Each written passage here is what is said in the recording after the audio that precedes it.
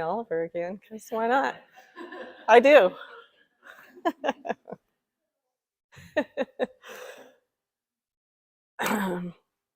She's so great. But this really came to mind, came forward last night after satsang. It's something I've been reading for years and years and years, since I was a young, very young woman at college, university. And it's taken on different layers of understanding as time goes on and unfolding occurs, and just human maturity. You do not have to be good. You do not have to walk on your knees for 100 miles through the desert repenting. You only have to let the soft animal of your body love what it loves. Tell me about despair, yours, and I will tell you about mine. Meanwhile, the world goes on. Meanwhile, the sun and the clear pebbles of the rain are moving across the landscapes, over the prairies and the deep trees, the mountains and the rivers. Meanwhile, the wild geese, high in the clean blue air, are heading home again. Whoever you are, no matter how despairing or lonely, the world offers itself to your imagination, calls to you like the wild geese, harsh and exciting. Over and over and over, announcing your place in the family of things.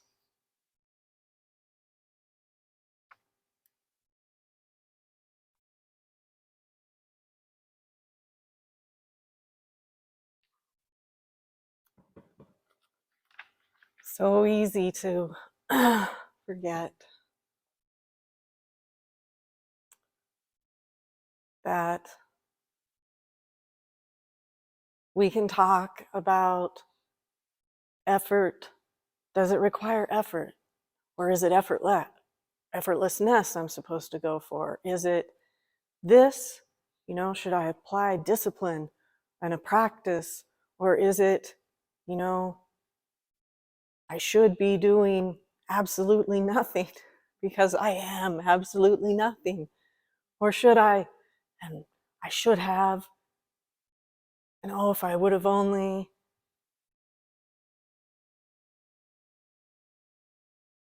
And all the while, there's this urging, natural urging from the heart of matter, the divine mother, the great creatrix of the world. Let the soft animal of your body love what it loves. What's presenting in this moment that is nothing but the breath of God, stirring the waters of the deep. Om, let there be light.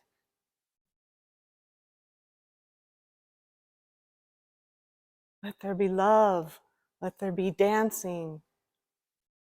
And you tell me about your despair, I'll tell you about mine. Is it not part of the tapestry? The wholeness?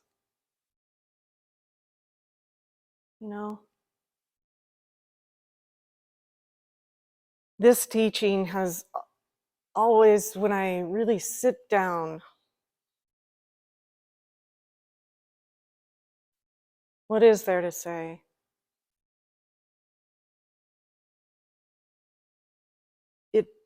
It generally kind of boils down to give all of that evaluating, debating, analyzing, narrating, judging, categorizing, give it to the heart. Give it to the heart. Where wholeness is beaming and makes perfect sense. It makes perfect sense.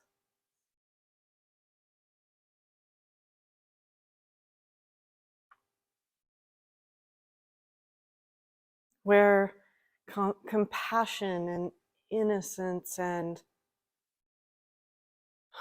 understanding, kindness, loving kindness is the way. It's not manufactured, it's not created, it's not decided upon. It is that soft animal of the body loving as it loves. And we have a human expression, a reflection of this eternal heart of the world, the heart of matter, which is our human, open, closing, fearful, loving, scared, excited heart. But informing that expression, beyond that expression, but intimately giving rise to that expression, is the eternal heart of the world, the dance of emptiness.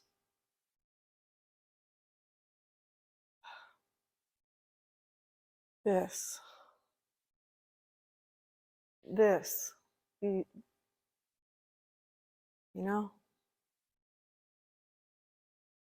that blooms of its own accord and its own joy in blooming. It's really easy to get in the spin of dividing, the dividing mind. Well, if it's that, it can't be that. And if it's this, it can't be that. And what, the only actual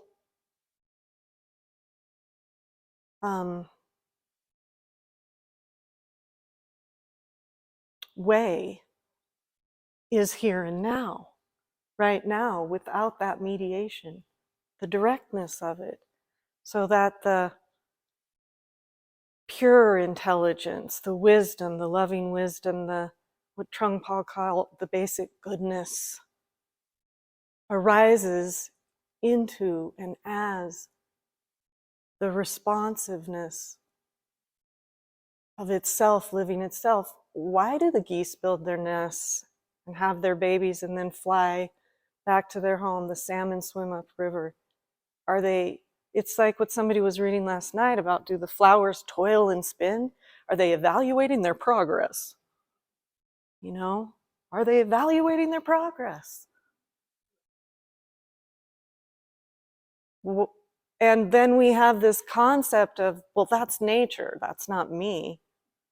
And I would look into that. What is the natural expression? The true nature? What is that? Beyond the woulda, shoulda, coulda, and that habituated, and we don't have to judge the habituation and the fixations and the conceptualizations, because that's just more of the same. We notice, we relax, perhaps even smile, maybe. Can we laugh at it? It's pretty funny. And we're certainly never alone in our doing it. I'm the only one.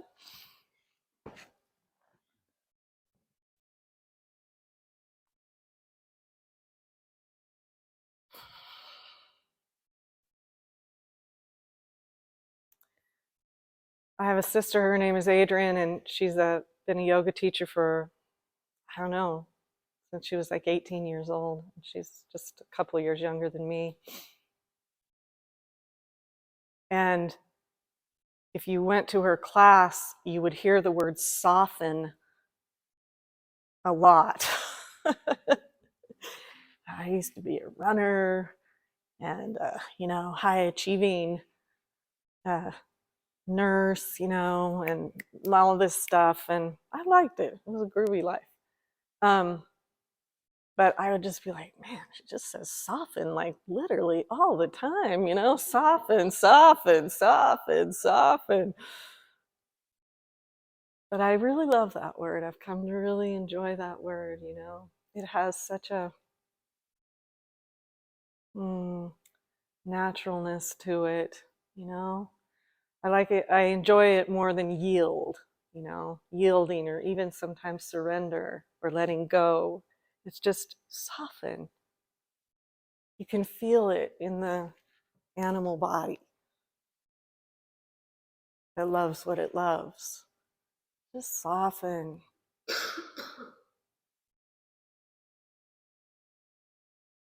All of the teachings are,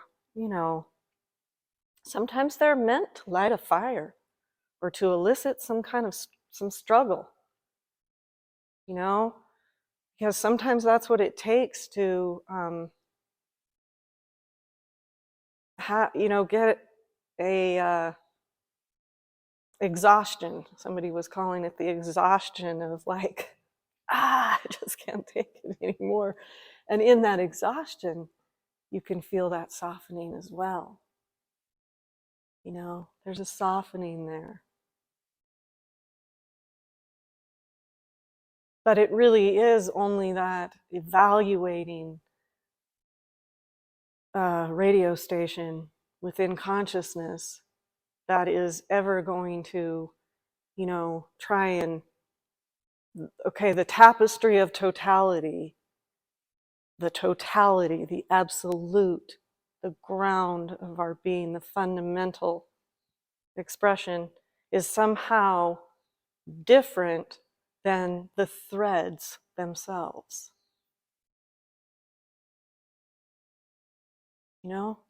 How can those be different? How can they be divided? How could they ever be separate? How could there ever be disconnection? Disconnection, a sense of, but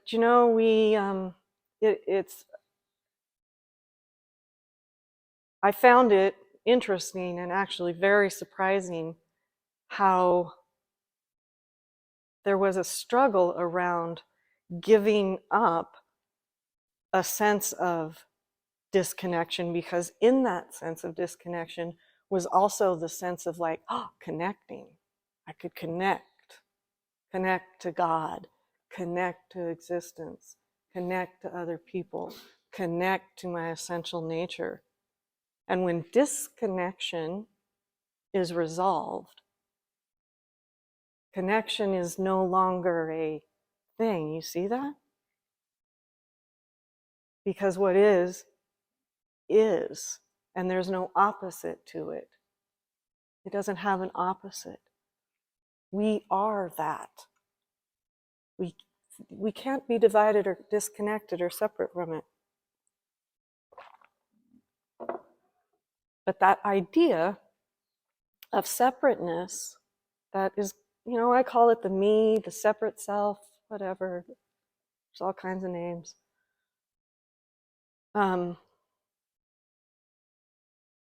It looks for, the sense of separateness, because then that creates the need to become whole, And it's surprising how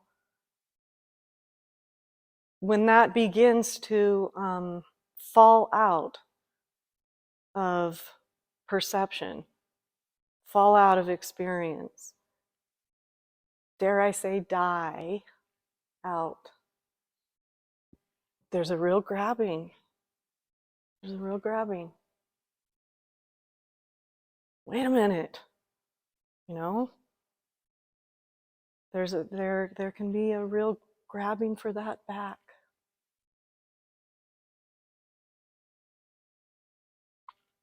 And it can get a little unsettling or a lot unsettling, uncomfortable. Why the heck would I be doing this? You know?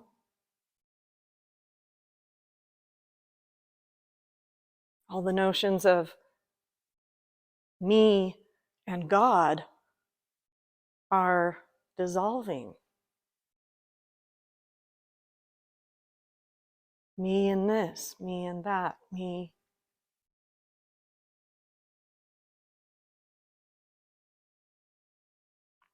I mean, we have this notion that we're seeking the big bliss of unified totality, oneness, completeness, that whole thing. And we are that always. But as it begins to dawn and permeate the seeker itself, there's some rough and tumble, you know. That isn't just, I mean, maybe in some people, certainly it wasn't here, because why not make it big and explosive and dramatic? Why not, you know? But I think for some people, maybe that just permeates real subtly. Somebody was up here saying that their experience is more subtle and maybe not so rough and tumble. But there are phases.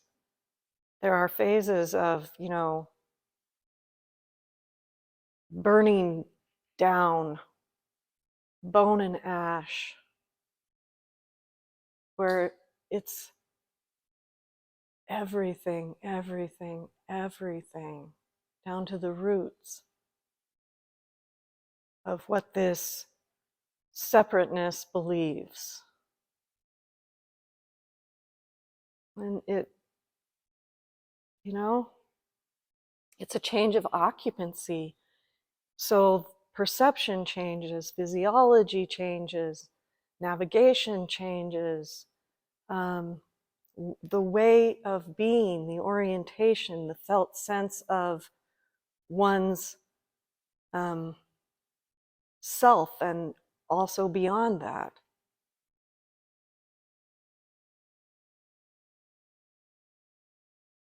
So here, you know, I feel like the heart is a much better tool for that unfolding, or the ground.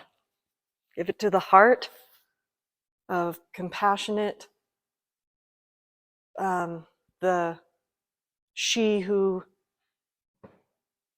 gives life in every moment. This moment is just given, given, given. Awareness is just given, given, given. We're just embraced and lived as that, and it's whoa.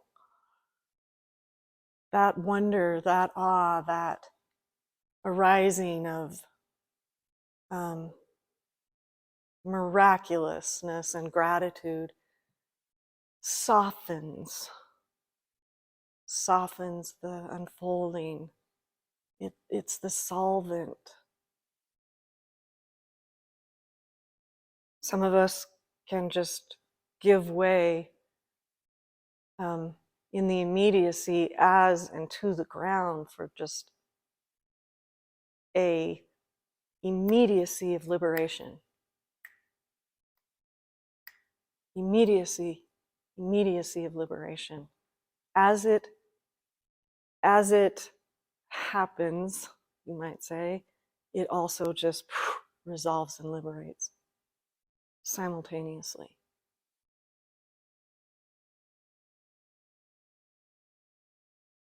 But this, I sense, and maybe this isn't for everyone, but I sense that this existence, this world, this dimension of consciousness is just calling out for the heart of our true nature, the heart of it. Like the salmon swimming and the geese flying and the wind blowing and the rivers flowing and the sun shining, like that. Like restoration of the heart of the world, of which we are. It begins with the sacrifice. And isn't that funny? But it truly feels that way to a lot of us, the sacrifice of self-judgment, unworthiness, unlovability, the talk about how we aren't enough, we're somehow wrong. This moment itself is not right, and I'm not right in it, and that whole thing. It's a sacrifice. It must be given away, seen through, loved, and seen as the innocence that it is, and resolved and returned to the ground of being, so that we may rise and bloom as what we actually, in reality, are, the shining, illuminated love at the heart of matter.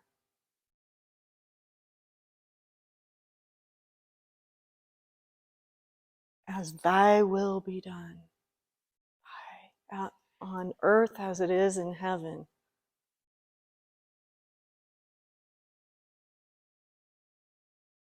And it can be tricky up here because it's like, oh, I got to fix myself. So that's going to happen. I got to be something different than I am for sure. Yes. You know, up here, that's where, oh, no way, man. That's not the current situation. I would look into that.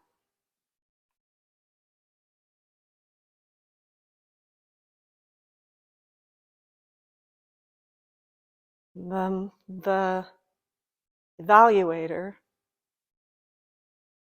is a belief system only, which, if we think about that, is just not, it's very abstract. It has no reality to it. It lives as a dream that we just perpetuate with our belief.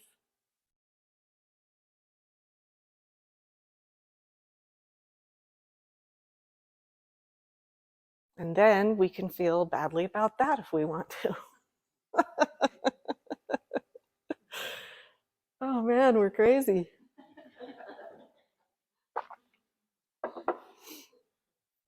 It's like, what is happening? Meanwhile, you know, we really are just a beautiful expression of God, just like these flowers and everything else, and all is well.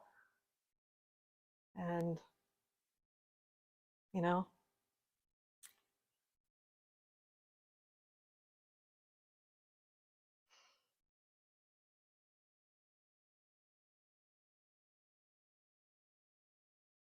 so sometimes, you know, some effort, some practice, some discipline,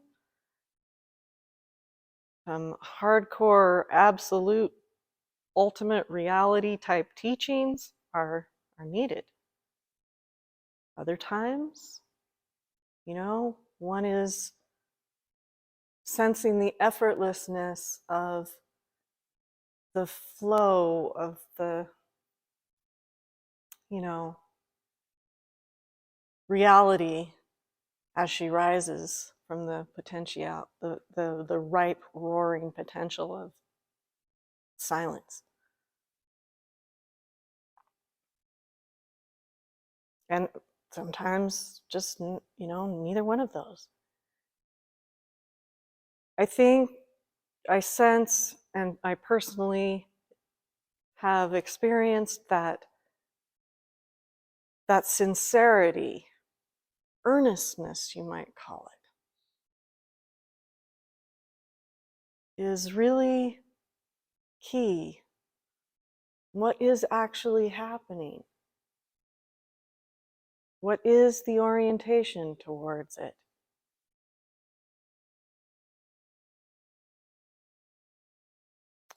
The open field listening. It always felt like, well, I was a hospice nurse for a long time, so it did kind of have its roots in hospice, where there's most definitely nothing to do. God is in charge during that moment, and you are present, and that presence is the actual doing, if you'd want to call it that. There's no, running for this or that or the other thing, or saving or any kind of intervention. It's just deep presence, open field presence, listening, but not listening for instructions or fixing or anything like that. Just, presence. But also, maybe we can find it like when we listen to a friend, who calls us up and says, I just need to talk. I just need to talk, and we're not there to fix anything or make anything right, or, we're just present, presence itself. And so all that community of inner voices, I just got a big hit of it.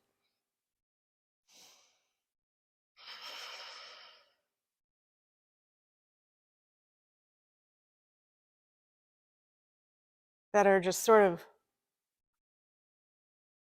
speaking very unkindly about oneself. They too there's this open field of listening, but in that compassionate presence, it's not manufactured, it's not the personality's idea of what needs to happen, it's just the is, this given presence of every moment that is our ground. All of those voices are just resolved in love.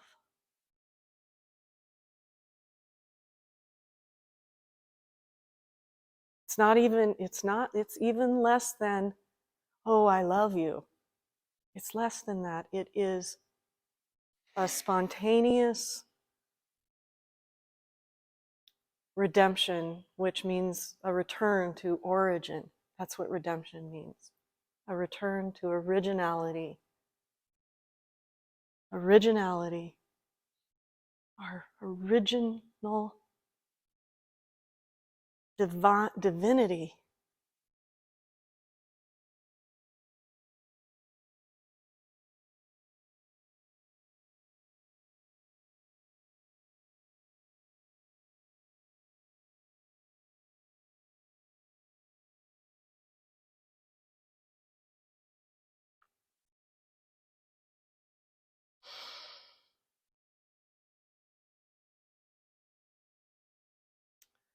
And it can happen, lots and lots of times during the course of a day.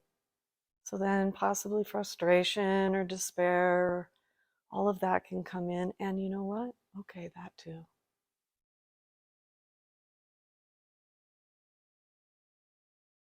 Here I am. I am here. Here I am. I am here. Here I am. I am here.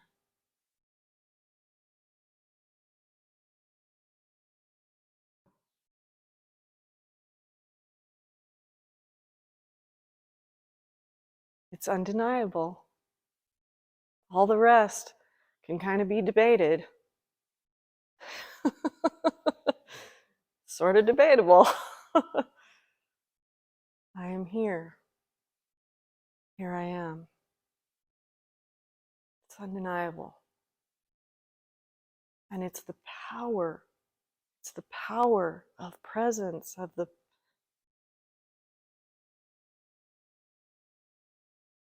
current immediacy that we call now, but it's outside of time. It's timelessness.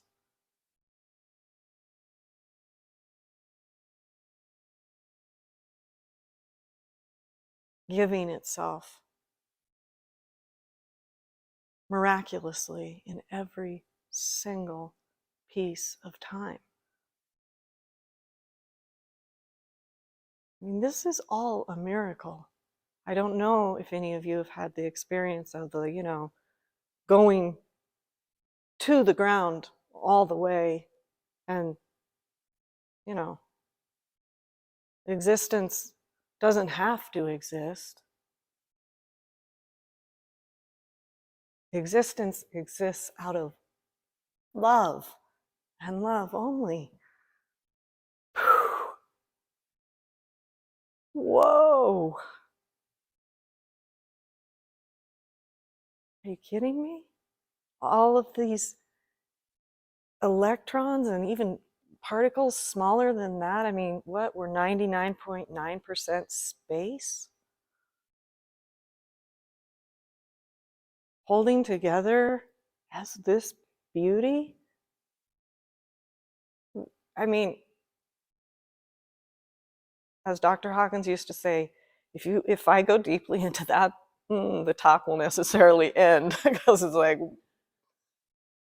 yes.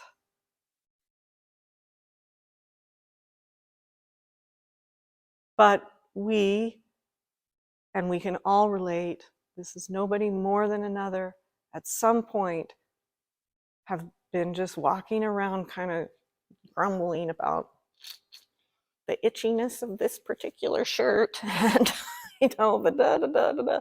And that too is just amazing. Like, if you stop to think about it, how does even that happen? How does even that happen? You know?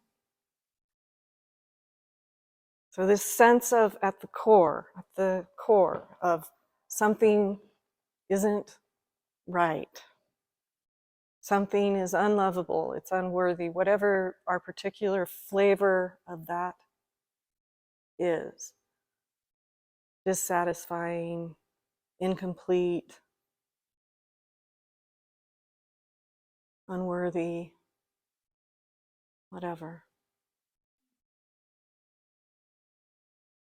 Lacking value.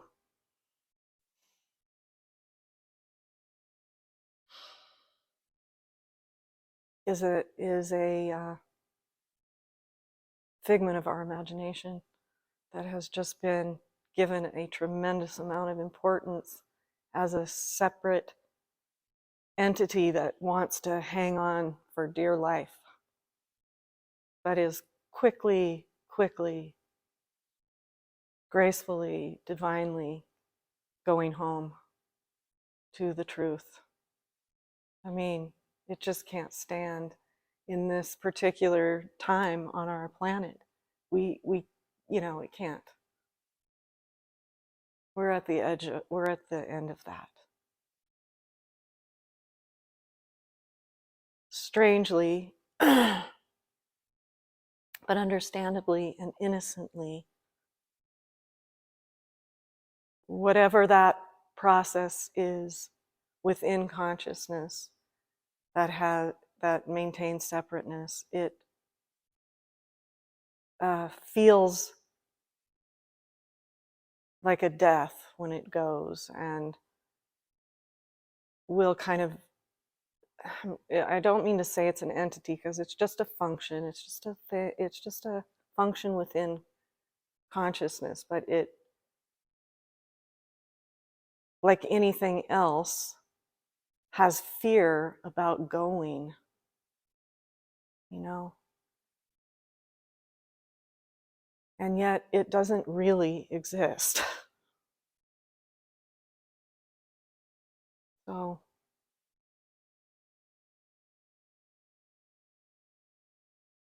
there is nothing outside of God. There's nothing outside of God. There's nothing outside of totality. There's nothing outside of the breath of God, which is the dance of existence.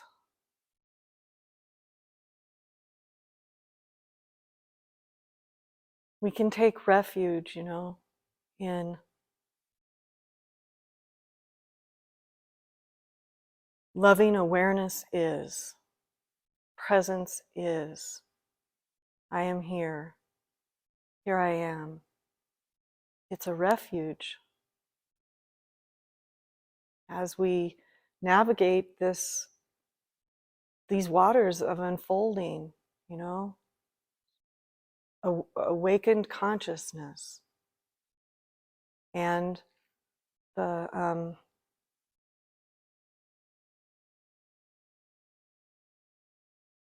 new, well, Eckhart Tolle calls it the new earth, the return of the I thought to its originality, its origin, the return, the great return, the Maitreya Buddha, the second coming of Christ, whatever you want to call it.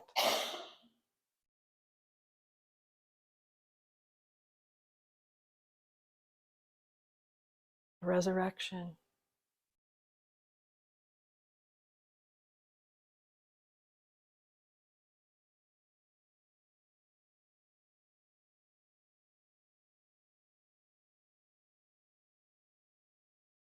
I think I'll end with another reading here. Maybe a couple.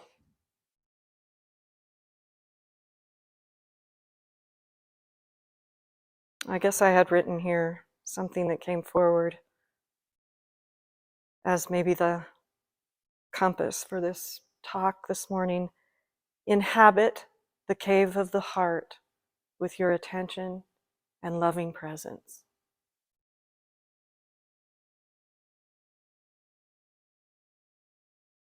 So this reading is from I don't know how to say the Chinese word Chan, C-H-A-N, but it's like the Chinese Zen masters.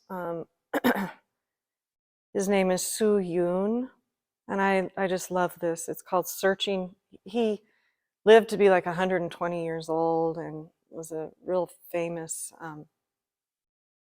Chan master in China. He's got great things to say. Searching for the Dharma.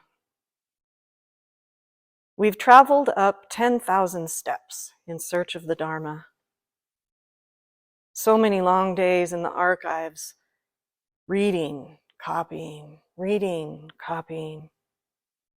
The gravity of the Tang dynasty and the profundity of the Sung dynasty make heavy baggage. Here, I've picked you a bunch of wildflowers. Their meaning is the same, but they're much easier to carry.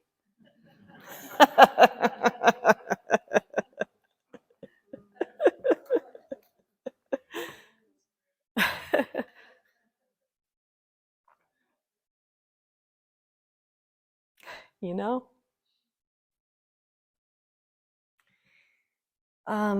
Let's see. So, thank you.